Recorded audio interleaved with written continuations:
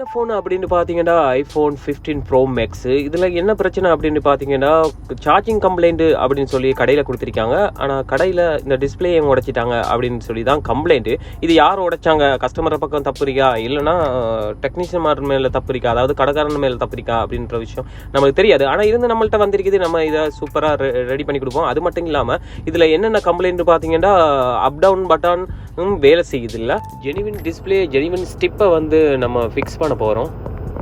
Customer சொல்லியிருந்தாங்க எனக்கு புதிய ஸ்டெப்பே மாற்றிடுங்க அப்படின்னு சொல்லியிருந்தாங்க. அதனால தான் புதிய ஸ்டெப்பே வந்து நம்ம மாற்ற போகிறோம். இல்லைனா அந்த ஸ்டிப்பை ரெடி பண்ணி கொடுத்துருக்கலாம். ஓகே, இப்போ வந்து மதர் போர்டை நம்ம சேஃபாக வந்து ரிமூவ் பண்ணிட்டோம். ரிமூவ் பண்ணி வச்சுட்டு அப்புறமா பேட்டரியை வந்து சேஃபாக நம்ம ரிமூவ் பண்ணிக்கொள்வோம். ஓகே, பேட்டரியை சேஃபாக நம்ம இப்போ ரிமூவ் பண்ணிட்டோம். இப்போ கேமராவை ரிமூவ் பண்ணுவோன்னு பார்த்தா கேமரா ரிமூவ் பண்ண தேவையில்லை. காரணம் அந்த ஸ்டிப்பு வந்து கேமராவுக்கு பக்கத்தாலேயே போகிறதுல கேமரா நம்ம ரிமூவ் பண்ணணும்னு தேவையில்லை. ஆனால் சேஃபாக வந்து வேலை செய்யணும், அவ்வளோதான் இருக்குது அதில். அடுத்து வந்து பார்த்திங்கன்னா இதில் பார்த்திங்கன்னா power button, up down button, அதுக்கப்புறம் ஆக்ஷன் பட்டான்னு சொல்லுவாங்க. ஃபர்ஸ்ட்டில் வந்து சைலண்ட் பட்டன் வந்து இருந்துச்சு, இப்போ ஆக்ஷன் பட்டன் அப்படின்னு கொடுத்துருக்கிறாங்க. ஆக்ஷன் பட்டனில் பற்றி சொல்ல போனால் உங்களுக்கு தெரியும், ஃபர்ஸ்ட்டில் சைலண்ட் மட்டும் தான் யூஸ் ஆகும். ஆக்ஷன் பட்டன் வந்து சைலண்ட் நம்ம யூஸ் பண்ணலாட்டியும் பிரச்சனை இல்லை, நம்மளுக்கு வந்து கேமராவோ வேறு ஆப்ஷனோ வந்து சேஞ்ச் பண்ணிக்கொள்ளலாம். நல்ல ஒரு ஃபியூச்சர் அது. ஓகே, இப்போ வந்து ஜெனிவன் ஸ்டிப்பை வந்து நம்ம இப்போ ஃபிக்ஸ் பண்ண போகிறோம்.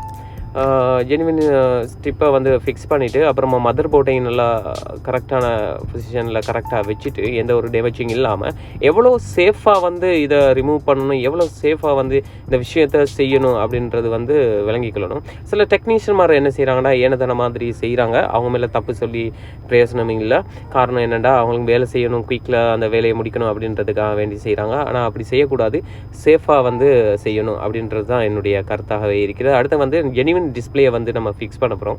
ஜெனிவின் டிஸ்பிளேன்றது இது வந்து சாஃப்ட் டிஸ்பிளே. சாஃப்ட் அப்படின்னு சொன்னால் பொதுவாக எல்லாருக்கும் தெரிஞ்சிருக்குன்னு நினைக்கிறேன். சாஃப்ட் அப்படின்னா சேம் ஃபோனோட வந்த டிஸ்பிளே மாதிரியே இருக்கும்.